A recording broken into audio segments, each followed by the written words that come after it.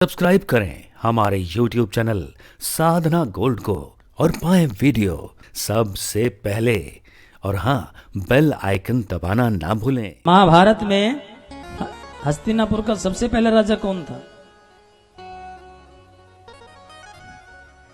सबसे पहला राजा था कुरु राजा। वो कुरु राजा जिसने कुरुक्षेत्र बसाया था, कुरुक्षेत्र को समतल किया था। ये जितना भी उत्तर क्षेत्र है, उत्तर भारत है, पहले ये पहाड़ होते थे महाराज, पहाड़ होते थे इस एरिए में, और इसको पूरा समतल किया गया है। समतल करने वाले कुरु राजा थे। कुरु के घर में व्याध हुए, व्याध के विपक्ष हुए, पक्ष के राधी हुए, राधी के आगे सुपान हुए, और सुपान के यहाँ दलीप हुए, और दलीप का आगे पुत्र प्रदीप हुआ, और प्रदीप के आगे 3 पुत्र हुए। प्रदीप के आगे 3 पुत्र हुए, देवव्यापी, वानहिक और शांतनु। देवव्यापी, वानहिक और शांतनु, इन तीनों भाइयों में वानहिक ने वनवास ले लिया। देवव्यापी का विवाह हुआ लेकिन कोई संतान नहीं हुई, और शांतनु का विवाह मां गंगा के साथ हुआ। और मां गंगा ने एक वचन लिया शांतनु से कि कोई भी कार्य मैं करूंगी विवाह के बाद, तुम उसमें हस्तक्षेप नहीं करोगे, रोक टोक नहीं करोगे। पहला पुत्र शांतनु के राजमहल में हुआ तो मां गंगा ने जाके जल में डाल दिया। दूसरा हुआ तो जल में डाल दिया। शांतनु नहीं पूछ पा रहा था क्योंकि उसने वचन दिया था गंगा को। 8 पुत्रों को जल में डाल दिया। 9वां पुत्र हुआ तो शांतनु ने रोक दिया और कारण पूछा। गंगा ने कहा था कि मैं जो कार्य करूंगी तुम बीच में मुझे नहीं रोकोगे। अगर तुम्हें ये बच्चा चाहिए तो मुझे हमेशा के लिए छोड़ना होगा।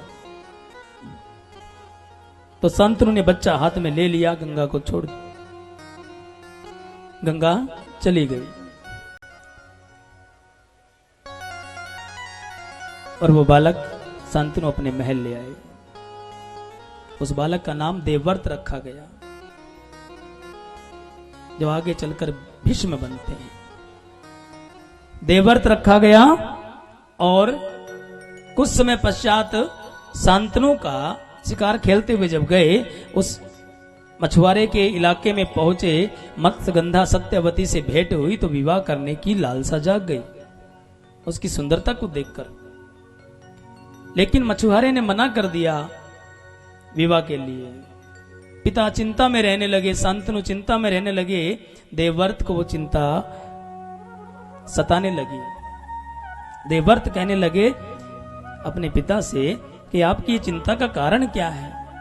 तो उन्होंने कारण बता दिया और देवव्रत उसी समय उस मछुआरे की कुटिया में गए और अपने पिता के लिए उनकी बेटी का हाथ मांग ली।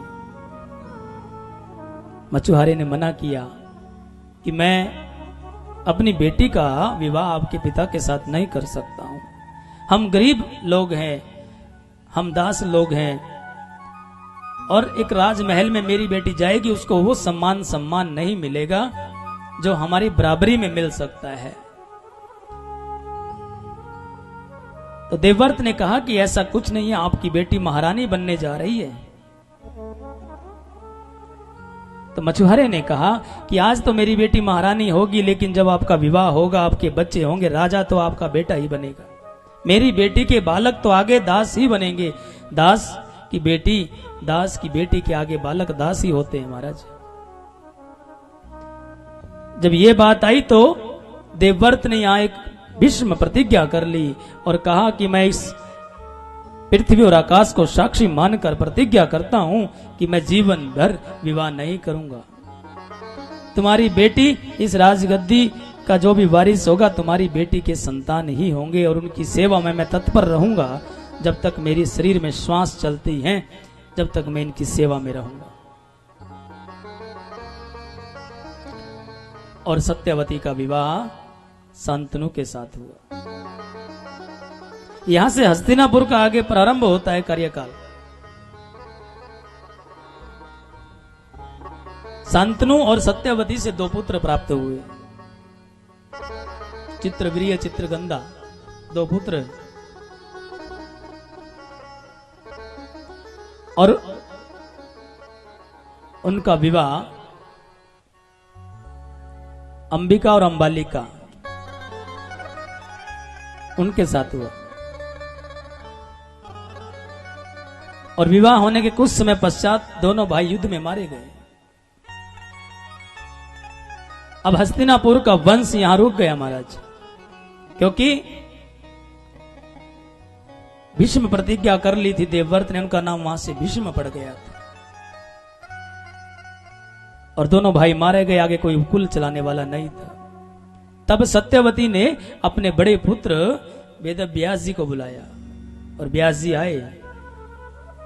व्यास जी ने मां को प्रणाम किया। मां ने उनको सारा वृत्तांत बताया कि कुल का विस्तार रुक गया है, दोनों पुत्र मारे गए हैं, अब हस्तिनापुर का क्या होगा। तब नग्न अवस्था में व्यास जी महाराज